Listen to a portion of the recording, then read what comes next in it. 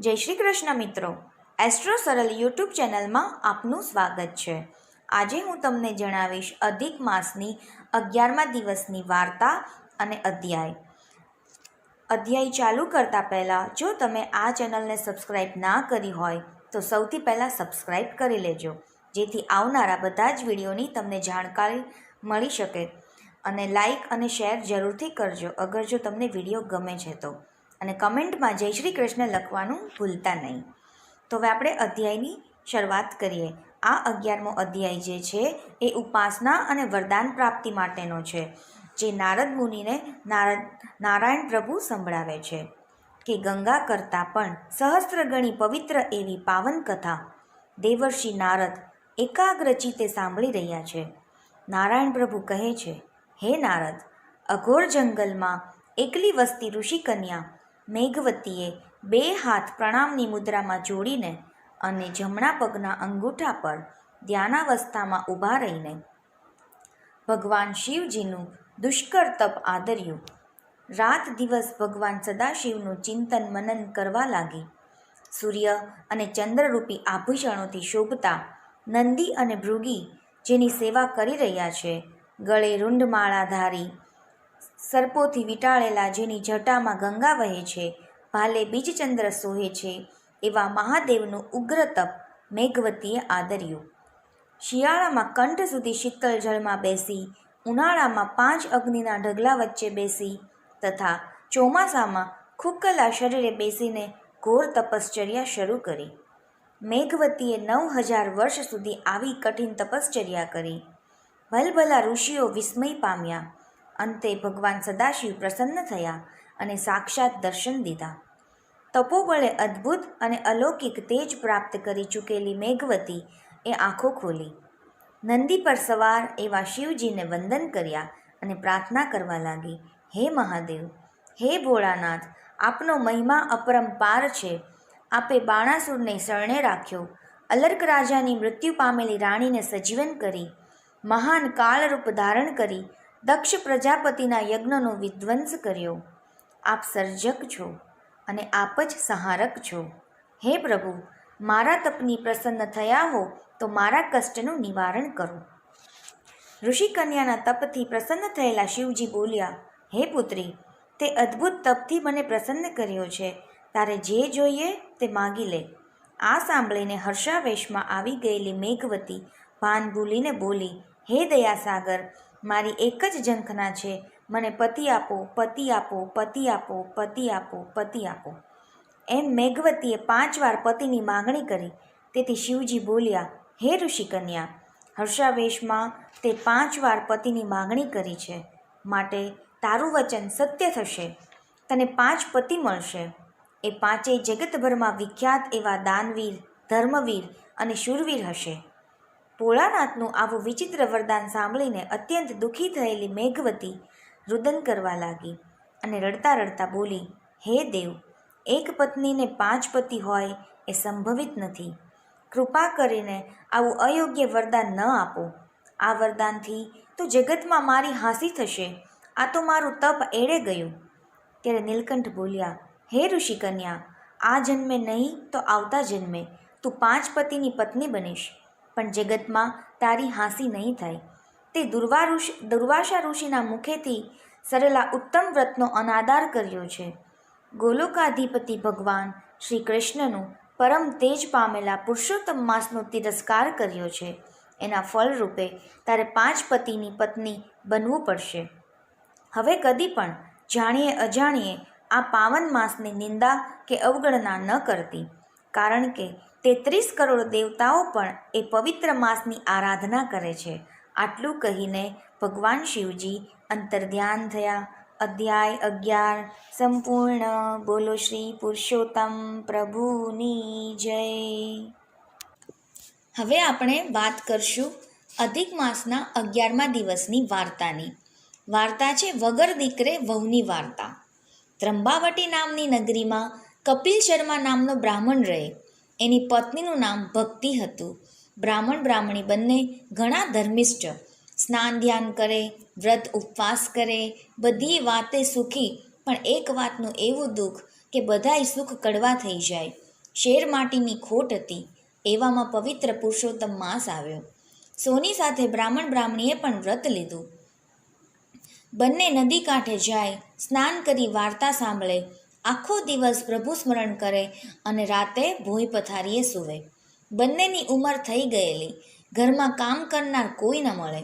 બ્રાહ્મણી વિચાર કરે કે દીકરો હોત તો વહુ આવત, એ ઘરનું કામ કરત અને હું પ્રભુનું ભજન કરત. એક દિવસ બ્રાહ્મણીએ પોતાના દિલની વાત પતિને કહી. બ્રાહ્મણ તો હસવા લાગ્યો. ગાંડી રે ગાંડી, દીકરો હોય એના ઘેર વહુ આવે, આપણે તો રહ્યા વાંજિયા. આ સાંભળીને બ્રાહ્મણી બોલી, દીકરો હોય એના ઘરે વહુ આવે એમાં શી નવાય? વગર દીકરે વહુ લાવો તો ખરા. માર્ગ હું દેખાડું. તમે ઉપડો ઉત્તર દિશામાં અને કન્યા શોધી કાઢો. કન્યાના મા બાપ પૂછે તો કહી દેવાનું કે દીકરો કાશીએ ભણવા ગયો છે. બ્રાહ્મણે પહેલાં તો હસીને વાત ટાળી દીધી, પણ બ્રાહ્મણીએ તો હઠ લીધી. વહુ લાવો તો જ હા, નહીતર અન્ન જળનો ત્યાગ કરીને પ્રાણ છોડું. આ તો શ્રીહઠ, ભલભલા રાજાને માનવી પડે. બ્રાહ્મણ તો ઉપડ્યો વહુ શોધવા. ચાલતો ચાલતો રૂપાવટી નગરીમાં આવ્યો. એક બ્રાહ્મણના ઘેર રાતવાસો કર્યો. વાળું કરતાં કરતાં વાત નીકળી. બ્રાહ્મણે કહ્યું કે કાશીએ ભણવા ગયેલ દીકરા માટે વહુ શોધવા નીકળ્યો છું. દીકરો મહાજ્ઞાની છે. જે બ્રાહ્મણના ઘેર કપિલ શર્માએ રાતવાસો કર્યો હતો એને એક દીકરી હતી, કાચની પૂતળી જેવી અને ગુણનો પાર નહીં. બ્રાહ્મણે વિચાર કર્યો કે ઘેર બેઠા માગું આવ્યું છે તો વધાવી લેવામાં જ હિત છે. એ બ્રાહ્મણે કપિલ શર્માને વાત કરી. નાજુક નમણી કન્યાને જોઈને કપિલ શર્માના આનંદનો પાર ન રહ્યો. હવે પ્રશ્ન એ ઊભો થયો કે કન્યા કોની સાથે ફેરા ફરે? કપિલ શર્માએ આને પણ ઉકેલ શોધી કાઢ્યો. એ બોલ્યા, મારા દીકરાની પોથી મારી પાસે છે. કન્યા 3 ફેરા એની સાથે ફરે, ચોથો ફેરો મારો દીકરો ભણીને આવે પછી એની સાથે ફરે. કપિલ શર્મા કુલવધૂને લઈને ઘેર આવ્યો. બ્રાહ્મણી તો અડધી થઈ ગઈ. પુત્રના લક્ષણ પારણામાં અને વહુના લક્ષણ બારણામાં.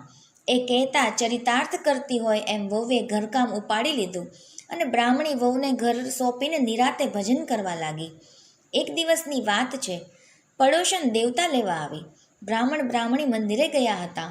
રૂડી રૂપાળી વહુને જોઈ પૂછવા લાગી, બાઈ રે બાઈ, કોણ છે તું? ભૂત છે કે પ્રેત? વંતરી છે કે શાકીણી? ચૂડેલ છે કે ડાકણ? ત્યારે વહુ બોલી, હું ચૂડેલ નથી કે ડાકણ નથી, હું તો આ ઘરની વહુ છું. પડોશણ તો પેટ પકડીને હસવા લાગી. પછી બોલી, કૌતુક જો કૌતુક, વાંજિયાના ઘરે આવી વહુ? પડોશણની વાતથી વહુનું કાળજું વિંધાઈ ગયું. એ તો બોર જેવડા આંસુએ રડવા લાગી. બ્રાહ્મણ બ્રાહ્મણીએ આવીને જોયું તો વહુ રાતે પાણીએ રૂવે છે. બ્રાહ્મણીએ વાત પૂછી તો વહુએ પડોશણે મારેલા મેણાની વાત કરી. આ સાંભળીને બ્રાહ્મણી રોષેથી બોલી, એ તો મૂઈ છે જ ન ખોદણી, કોઈનું સુખ જોઈને વગર લાકડે બળે છે. દીકરા વગર જગતમાં કોઈના ઘેર વહુ આવી છે તે મારા ઘરે આવે? હું આ કાંઈ એવી ગાંડી ગયેલી છું? મારો દીકરો તો કાશીએ ભણવા ગયો છે. કાલે પાછો આવશે, ત્યાં સુધી તું ખા પી, પોર ઓઢો, લે આ 7 ઓરડાની કુંચી, બધાય ભરેલા છે. તમારે માણો વૈભવને કરો રાજ. પણ વહુ એક 7મો ઓરડો ન ઉઘાડતી. વહુએ કુંચીઓ લીધી. બીજે દિવસે બ્રાહ્મણ અને બ્રાહ્મણી નદીએ નાવા ગયેલ. વહુ એક પછી એક ઓરડા ખોલવા લાગી. પહેલા ઓરડામાં મેવા મીઠાઈ, બીજામાં હીરના ચીર, ત્રીજા શણગારથી ભરેલો. આમ એક પછી એક 6 ઓરડા ઉઘાડીને જોઈ લીધા. પછી સાસુની ના હોવા છતાંય 7મો ઓરડો ઉઘાડ્યો. અંદર નજર કરતાં જ એની આંખો અંજાઈ ગઈ. દિવ્ય તેજવાળો યુવાન દીવાના અજવાળે પોથી વાંચી રહ્યો છે. વહુ પર નજર પડતાં જ એ બોલ્યો, ઉઘાડ્યા એવા જ બંધ કરો આ દ્વાર. મારા મા બાપનું વ્રત તૂટશે, વેદનો પાઠ અધૂરો રહેશે. તમે પોથી સાથે 3 ફેરા ફર્યા છો એ હું જાણું છું. વ્રત પૂર્ણ થાય પછી 4થો ફેરો ફરીશ. વહુની આંખમાં હર્ષના આંસુ આવી ગયા. એણે તરત દ્વાર બંધ કર્યા. આ 7મા ઓરડાની વાત સાસુને ન કરી. વ્રત પૂર્ણ થતાં વહુએ સાસુને કહ્યું, માજી, હવે તમારા દીકરાને બોલાવો એટલે 4થો ફેરો ફરી લઉં. સાસુ સસરાને તો પરસેવો વળી ગયો. દીકરો લાવવો ક્યાંથી? હવે બહાનું પણ ન દેખાડાય. આબરૂની બીકે બ્રાહ્મણી વક ઘોળવાનો વિચાર કરવા લાગ્યા. ત્યાં જ વહુ બોલી, એમાં વિચાર શું કરવાનો? લો, હું તમારા દીકરાને બોલાવી આવું છું. સાસુ સસરા તો આભા થઈ ગયા. વહુએ 7મો ઓરડો ઉગાડીને સાદ દીધો. તરત એ દિવ્ય પુરુષ બહાર આવ્યો. બ્રાહ્મણીની હાલત તો સપનું જોતા હોય એવી થઈ ગઈ.